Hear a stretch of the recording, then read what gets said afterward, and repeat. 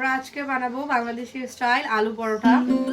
আটার মধ্যে সামান্য লবণ দিয়ে দিব পরিমাণ মতো, আর একটুখানি চিনি দেব।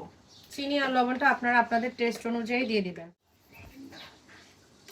চিনি এবং আটা দিয়ে এটাকে মিশিয়ে নেব। মিশিয়ে নিয়ে আমরা ফুটন্ত গরম পানি দিয়ে একটা ডো করে নেব। ফুটন্ত গরম পানি দিয়ে ডোটা করলে অনেক বেশি সফট হয়। এখন আমরা এই ডোটার মধ্যে ফুটন্ত গরম পানি ঢেলে দেব।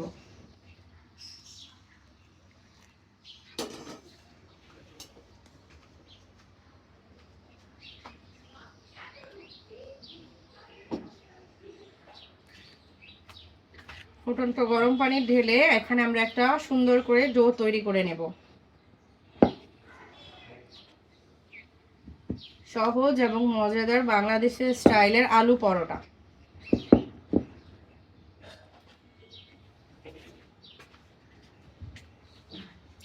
পানির মাপটা আপনাদের নিজেদের বুঝে নিতে হবে।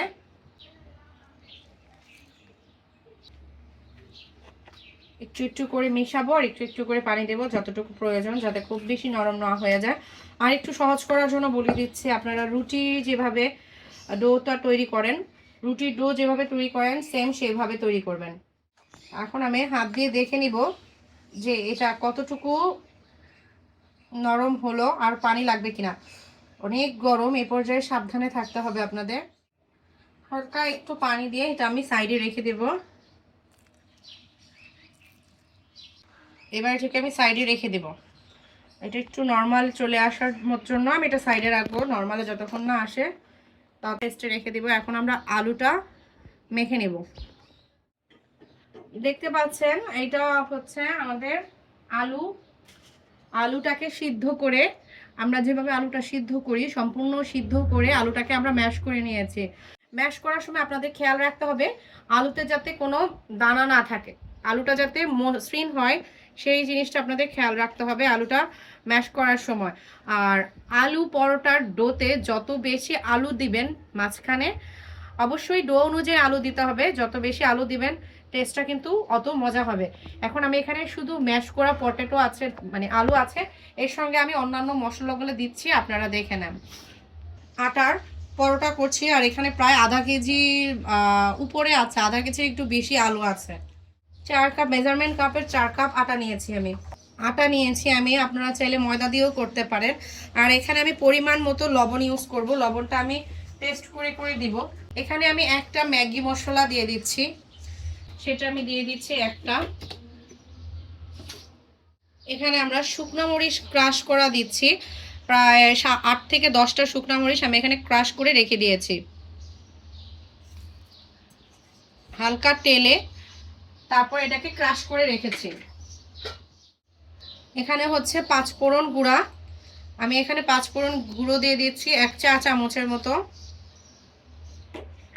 এখানে আছে হচ্ছে ধনিয়া পাতা, আর এটা পুদিনা পাতা। ধনিয়া পাতা পুদিনা পাতা 1 টেবিল চামচ করে কুচি করে রেখেছি। এগুলো আমি এখন দিয়ে দেব।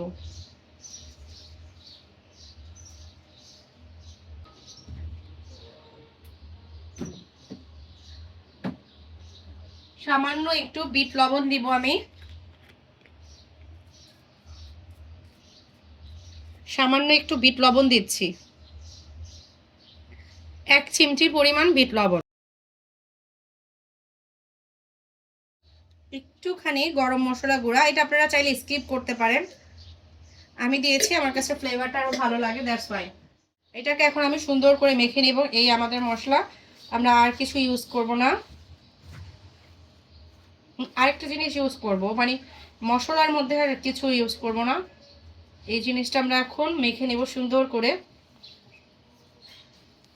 আমাদের কিন্তু আটার ডোটা অলরেডি করে দেওয়া আছে, আমরা এক সাইড করে সুন্দর করে মেখে নিব। লবণটা আপনারা সবসময় চেক করে নেবেন।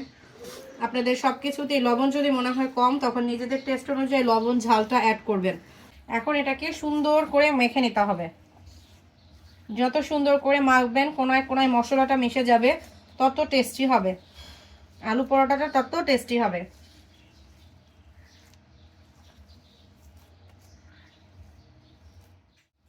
এখন আমরা এর মধ্যে 1 টেবিল চামচের মতো সরিষার তেল দিয়ে দিব। আমরা লবণটা চেক করব আগে, দেন সরিষার তেলটা দিয়ে দিব। আমি বারবারই বলে দিচ্ছি, আলুটা কিন্তু নরম হতে হবে। শক্ত শক্ত আলু দিয়ে কিন্তু আলু পরোটার যে আলুর যে মিক্সচারটা সেটা কিন্তু ভালো হবে না। আপনারা এভাবে একবার করে খেয়ে দেখবেন, আলু পরোটাটা অনেক টেস্টি হয়। এটা আমরা গরম পানি দিয়ে ময়ান করে গেছিলাম, একটু লবণ, চিনি আর গরম পানি দিয়ে এটাকে ময়ান করে রেখে দিয়েছিলাম।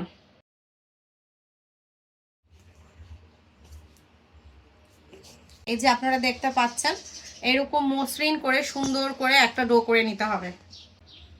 আমি একটু হাতে তেল মাখিয়ে নিলাম, তাহলে আমার ডোটা করতে অনেক সুবিধা হবে।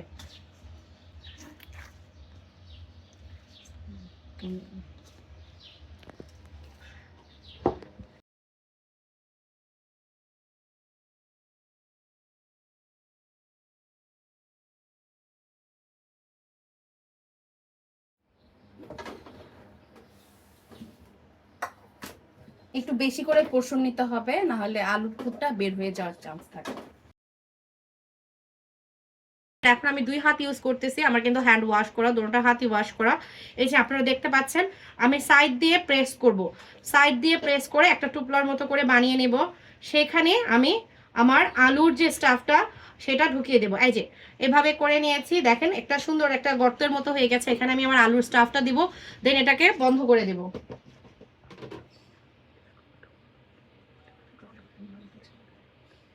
এই যে আমার এটা হয়ে গেছে। আমরা কিন্তু এই যে দেখেন সুন্দর করে এটা করে দিয়েছি। এই যে এরকম করে আমি 2 হাত দিয়ে প্রেস করে সাইড দিয়ে প্রেস করেছি, মাঝখানে প্রেস করবেন না। মাঝখানে প্রেস করলে কিন্তু মাঝখানটা পাতলা হয়ে যাবে, তখন ফেটে যাওয়ার চান্স থাকবে। জাস্ট সাইডে প্রেস করে এরকম একটা বাটির মতো করে নিয়েছি। বাটির মধ্যে আমরা আলুর স্টাফটা দিয়ে দিব।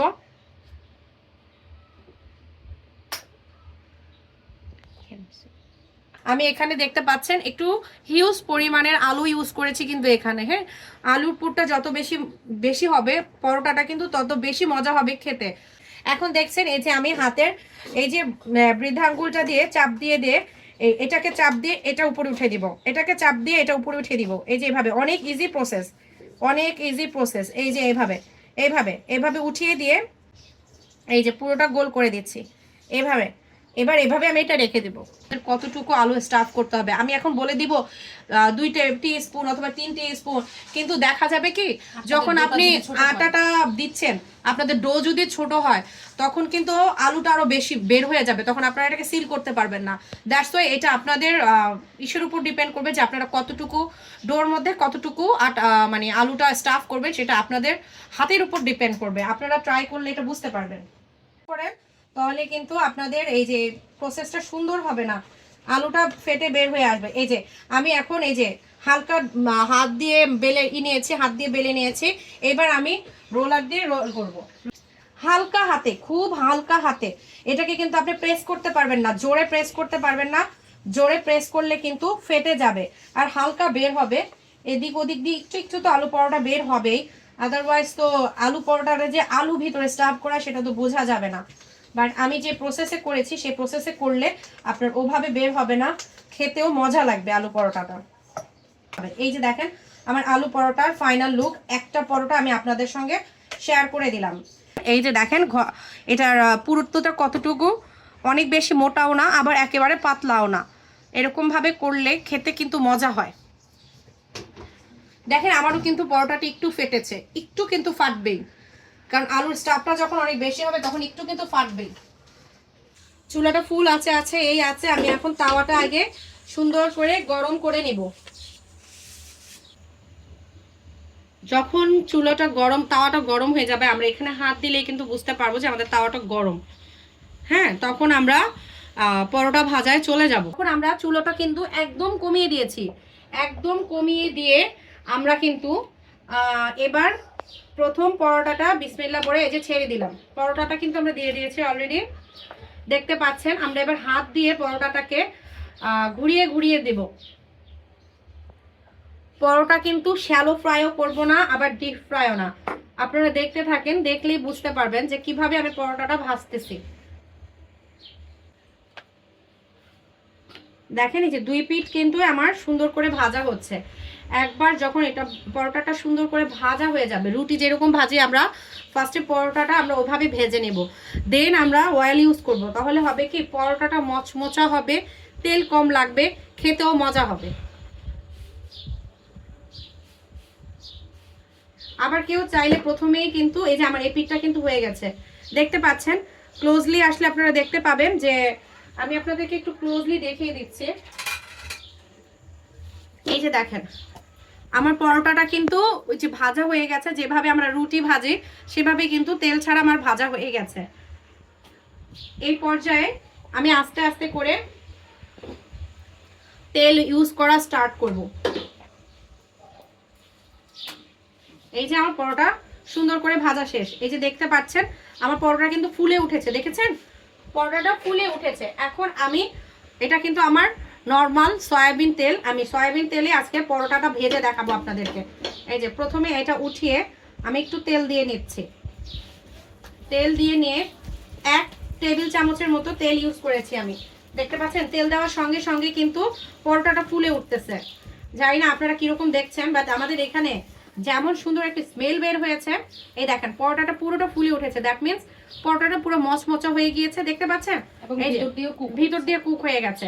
আর অনেক সুন্দর মচমচা। আমার বাচ্চা ওখান থেকে মানে আমার সঙ্গে অনেক রীতিমতোই করছে, মা আর কতক্ষণ, আমি আর ওয়েট করতে পারছি না, এত সুন্দর স্মেল। দেখেন পরোটাটা কিন্তু অনেক সুন্দর করে মচমচে লাল লাল করে ভাজা হয়ে গিয়েছে।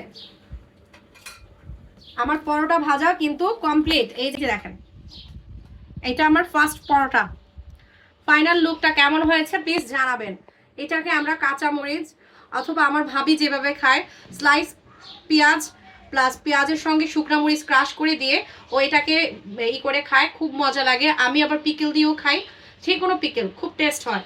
আপনারা আজকে যারা ভিডিওটা দেখেছেন please like share and comment করে আমাদের চ্যানেলটার সঙ্গে থাকবেন। আমরা আজকে আলু পরোটা বানিয়েছি, পুরোটা ভিডিও আমরা আজকেই দিয়ে দেওয়ার চেষ্টা করব। Like comment and subscribe.